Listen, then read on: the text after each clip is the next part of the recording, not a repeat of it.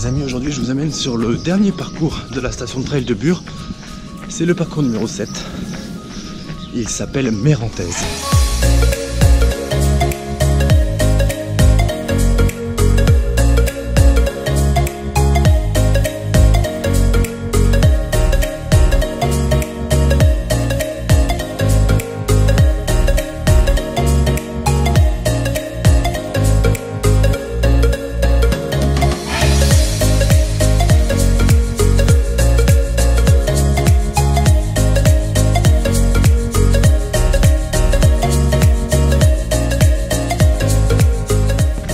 C'est le dernier parcours, mais ce n'est pas le plus long. C'est un 26 km et demi pour 400 mètres de dénivelé positif. Et bon bah comme tous les autres, forcément on part en ville avant de monter tout de suite dans la forêt. C'est parti. Et vous le voyez derrière moi, ce parcours emprunte le même départ que bien d'autres parcours. Je crois qu'il y a 3 ou 4 parcours qui partent du même côté. Donc sur un bassin de retenue a priori, juste à côté du départ à Bure-sur-Yvette.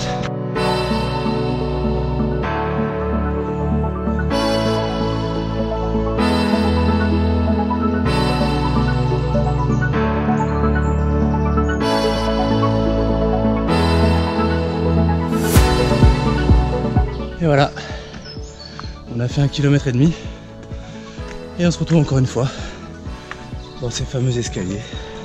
Ça pique un peu hein, pour commencer.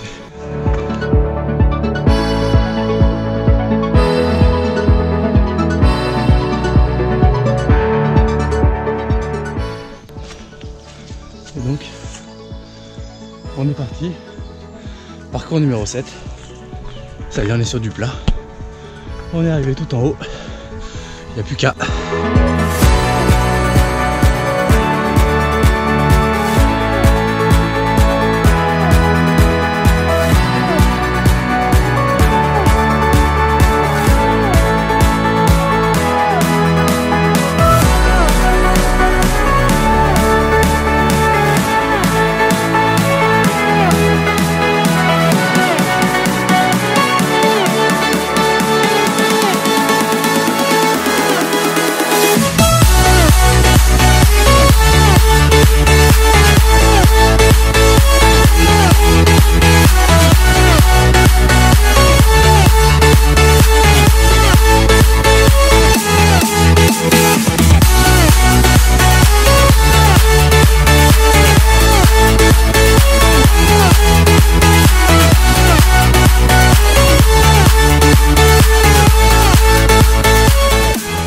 Nous sommes à 5 km et on a fait 115 mètres de dénivelé positif. Donc on a fait un peu plus du quart du dénivelé. Et là ça remonte encore un petit peu. C'est normal. Et je tiens quand même à dire, parce que c'est la dernière vidéo de ces parcours de trail à Bure. Ça faisait très longtemps que j'étais pas venu avant de tourner cette série de vidéos. Et j'avais un mauvais souvenir du balisage. Et là franchement, je sais pas s'il a été refait ou si c'est moi qui suis plus attentif, mais le balisage franchement, il n'y a rien à redire. Faut ouvrir les yeux de toute façon, c'est sûr. Mais pour se perdre, il faut le faire exprès.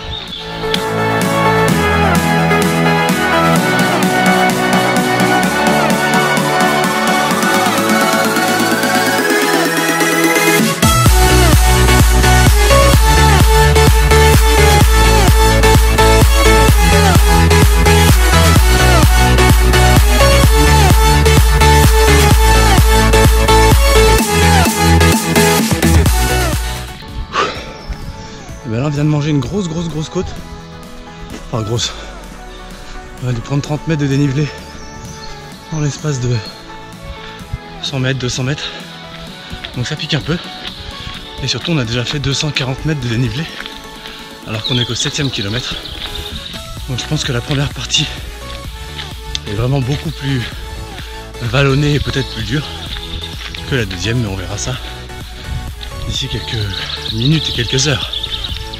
Et on arrive à 8 km et demi et ça y est, on se sépare enfin du parcours numéro 4.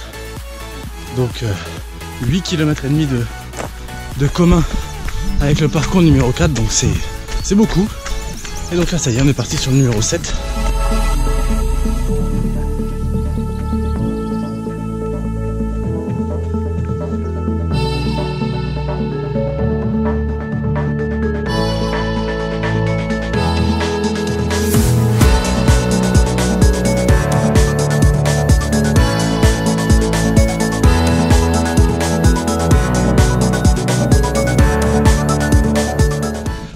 J'ai dit que j'aimais bien les canards. Je trouve ça fascinant, un canard.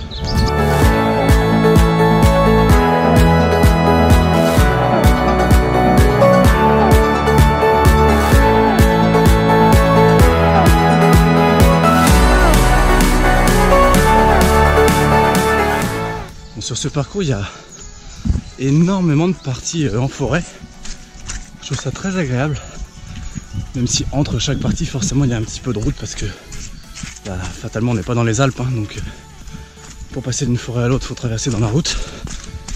Et bah, moi j'aime bien courir en forêt, il n'y a pas trop de champs. Bon c'est pas plat c'est sûr mais bon c'est agréable, on est tout seul, il n'y a pas un bruit, c'est vraiment très chouette.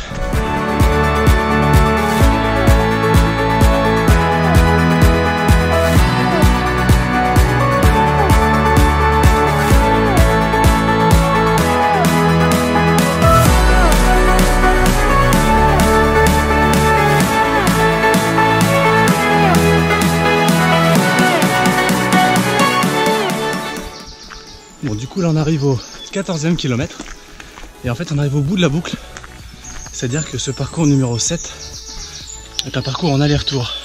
Alors on revient pas sur ces traces une fois qu'on a fait la moitié, sinon ça n'aurait aucun intérêt, mais c'est une boucle qui est très allongée. Donc on part de Bure, on part vers l'ouest et on fait demi-tour, on revient et c'est... A priori la deuxième partie sera beaucoup plus plate.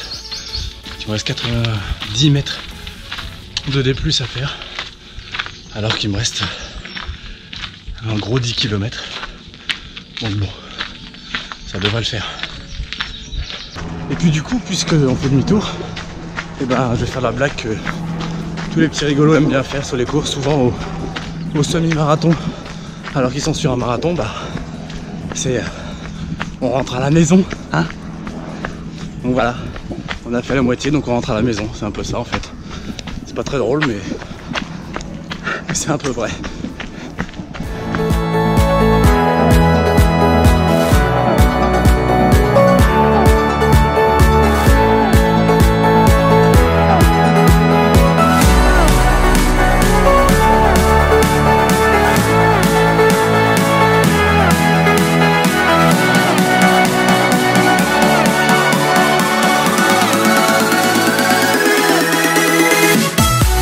Bon, pour vous rendre compte un petit peu de la difficulté du parcours, sachez que ça fait 2 heures que je suis parti et que j'en suis à 18 km 3. Donc ça fait un peu plus de 9 km/h. Voilà, c'est raisonnable, sachant que j'ai pas essayé de battre des records, que j'y vais tranquille, que je prends mon temps pour filmer. Donc voilà à peu près ce que ça demande comme effort. Sachant qu'il reste quand même 8 km. Et en plus, ils nous font des petits obstacles. Dans les 7 derniers kilomètres, ils nous font une course de haie. C'est pas sympa ça. Bon, il fait très chaud, hein, mine de rien. Ah, ça va continuer avec les haies.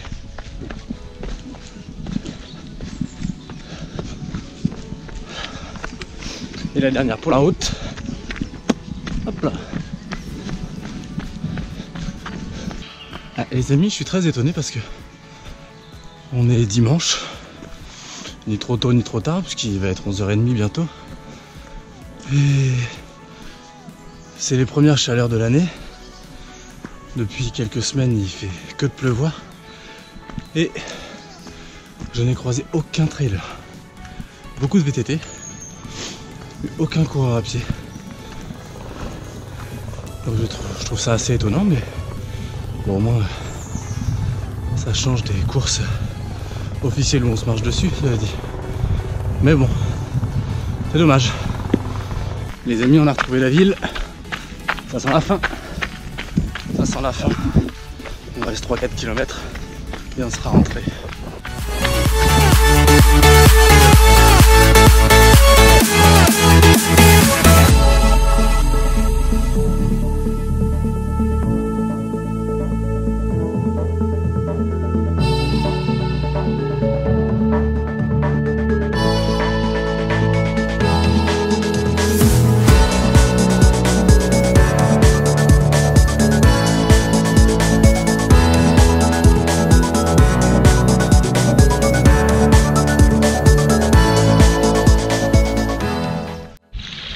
Les amis, on est au stade de Gif-sur-Yvette. Juste derrière, c'est la piste d'athlétisme. Et c'est ici que j'ai passé mon évaluation de 1500 mètres en 3e année de licence, je crois. La piste s'en souvient. Ça a chauffé à mort. Non, c'est pas vrai du tout. C'était une cata. Bon, bah, du coup, pas grand chose d'intéressant sur ces 5 derniers kilomètres. Beaucoup de béton, mais bon, c'est normal, il faut bien retourner au camp de base. Du coup, les amis, on est dans le dernier kilomètre, donc bah c'est le moment. C'est le moment pour moi de vous donner mon avis sur ce parcours numéro 7. Et bon, un parcours très sympa. L'avantage c'est qu'il nous emmène très loin, puisque c'est une boucle, j'en ai parlé un petit peu avant. C'est une boucle assez étendue, donc on va loin et on revient. Il y a également très peu de parties en ville, de parties bétonnées. Bon, il y a le début, mais pas grand chose.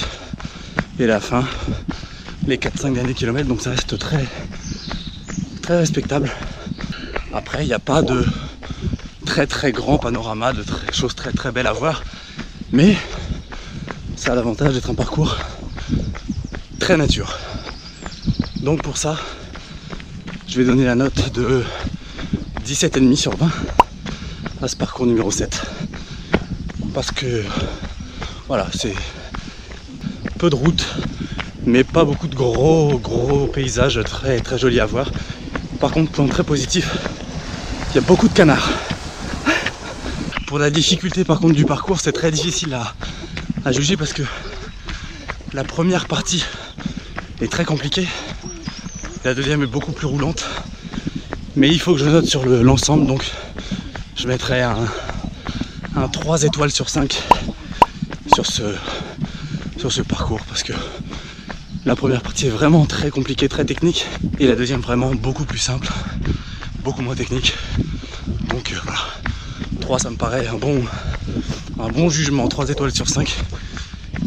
Et puis bah écoutez, c'était la dernière, puisque il y a 7 parcours à Bure. C'était la 7e vidéo. Donc c'est fini pour cette petite série. N'hésitez pas vraiment à partager les vidéos si elles vous ont plu, si elles vous ont fait découvrir un lieu que vous ne connaissiez pas. Ça fera toujours plaisir, moi ça m'aide un petit peu, donc ça serait cool. Mais ne quittez pas la vidéo tout de suite, puisqu'on se retrouve tout de suite chez moi pour le débrief des 7 vidéos. A tout de suite, ciao. Bon bah ça y est, les 7 vidéos de la station de trail de Bure-sur-Yvette sont terminées. Et donc il est temps de faire un petit point sur le classement entre guillemets des différents parcours que j'ai pu faire. Alors bien évidemment il y aura 2 classements, le classement pour l'intérêt du parcours et le classement pour sa difficulté. Donc ça sera 2 classements distincts et on va commencer par l'intérêt général de tous les parcours. Donc je vous affiche le classement complet de tous les parcours et vous pouvez le voir sans trop de suspense que le parcours numéro 6, le parcours Méridon-Chevreuse, est largement en tête avec la note de 19 sur 20. Juste derrière, on a le parcours numéro 7, le parcours Mérantaise, avec 17,5 sur 20. Et enfin, à la 3e place, on a 2 parcours, le parcours Palaiseau et le parcours Viaduc, donc le 5 et le 2, qui ont 14 sur 20. Ce qui est bien dans ce top 3, qui est finalement un top 4, puisque les parcours Viaduc et Palaiseau ont le même score, c'est qu'il y a des petits parcours de 8 km et des grands parcours de 32 km. Donc on voit bien ici l'intérêt, en tout cas à mes yeux, de faire les petits et les grands parcours. Il y en a pour tous les goûts, pour tous les niveaux. Alors c'est pas parce que les autres parcours sont moins bien notés par moi qu'il ne faut pas y aller. Au contraire, il y a des parcours qui sont très intéressants Et puis encore une fois, j'ai peut-être fait les parcours dans des mauvaises conditions climatiques pour moi, peut-être que j'étais pas en forme, donc j'ai peut-être moins bien ressenti les choses. Donc le classement il est tel qu'il est, mais ne le prenez pas pour argent comptant. Il faut aller voir, il faut aller essayer ces parcours, je vous incite vivement à tous les faire. Et vous allez voir que même les petits sont très intéressants, même les grands, même s'ils sont longs et plutôt durs, sont très intéressants aussi. Ce que l'on retrouve aussi beaucoup malheureusement dans les parcours qui sont en bas du classement, c'est qu'il y a beaucoup de parties dans les villes sur du goudron, et donc ça moi je suis un petit peu moins fan forcément. Donc la note c'est peut-être redescendue à cause de ça, mais sinon c'est des parcours qui sont vraiment, je le répète, très très sympathiques. Donc pour en finir un petit peu avec ce classement, je confirme que pour moi mon parcours préféré c'est le numéro 6. C'est le plus long, mais c'est peut-être aussi pour ça qu'il y a le plus de choses à voir, donc c'est vraiment pour moi le meilleur parcours. On va passer maintenant au classement des difficultés de parcours. Alors attention, je le répète, ça n'a pas de rapport avec l'intérêt du parcours. Le premier étant le parcours qui, à mes yeux, était le plus difficile. Donc j'ai mis ce classement dans ce sens-là, j'ai mis le plus difficile en numéro 1, j'aurais pu mettre le plus facile. Ça dépend vraiment de ce qu'on recherche. Encore une fois, on retrouve les parcours 5, 6 et 7 dans le top 3. C'est pour moi les plus intéressants, on l'a vu tout à l'heure, mais aussi les plus durs par rapport aux autres. Alors les plus durs, tout est relatif, puisqu'on peut le faire en marchant, en alternant la course et la marche. Donc c'est vraiment des parcours qui sont, même s'ils sont pour moi un petit peu plus durs, toujours très accessibles. Et j'insiste vraiment, ce n'est pas parce que le parcours n'est pas dur qu'il n'est pas intéressant. Si je prends l'exemple du parcours numéro 2, le viaduc, c'est un parcours que j'ai noté 14 sur 20, donc une très bonne note. Il est même 3e du classement. Mais à côté de ça, il a une seule étoile. Donc c'est un parcours qui est facile, mais qui est très intéressant. Et c'est vraiment un de mes préférés. Donc pour conclure avec toutes ces vidéos et tous ces classements, finalement, tous ces classements je les ai fait un peu pour rien. C'est-à-dire que moi je vous incite vraiment à faire tous les parcours, ils sont tous très intéressants. Alors ne les faites peut-être pas tous dans l'ordre, vous faites-les dans le sens que vous voulez, dans l'ordre que vous voulez. Vous avez un petit aperçu avec les vidéos de ce qui peut être intéressant, pas intéressant. Donc vraiment, allez-y, allez sur cette station de trail de Bures-sur-Yvette, elle est vraiment très très sympa. Elle est ouverte je crois toute l'année sauf le 25 décembre et le 1er janvier si je dis pas de bêtises. Donc c'est vraiment ouvert toute l'année, on peut déposer les affaires dans le vestiaire, on peut aller boire, on peut faire plusieurs parcours, boire entre les deux, c'est vraiment très sympa. Tous les parcours partent et arrivent au même endroit, donc ça c'est vraiment cool, on pose la voiture et après on s'en occupe plus. Ça c'est vraiment très sympa, donc allez-y, allez-y, allez-y. Moi j'essaierai vraiment d'aller dans d'autres stations de trail, alors il n'y en a pas trop par ici, mais de par mes voyages, mes vacances, j'essaierai d'aller voir un petit peu à droite à gauche ce que je peux faire comme parcours pour essayer de refaire un petit peu le même type de format sur Running Explore pour avoir d'autres notations et puis pour comparer un petit peu les parcours, même si je pense que les parcours de montagne seront forcément beaucoup plus durs et beaucoup plus intéressants que ceux qu'on a en région parisienne. En attendant, j'espère que toute cette série vous a plu, j'espère qu'il y aura d'autres Running Explore très vite. Si ça vous a plu, n'hésitez pas à partager les vidéos, cette vidéo, à vous abonner sur YouTube, à me suivre sur Facebook. Et en attendant la prochaine vidéo, comme d'habitude, vous commencez à connaître la chanson. Surtout, portez-vous bien. Ciao.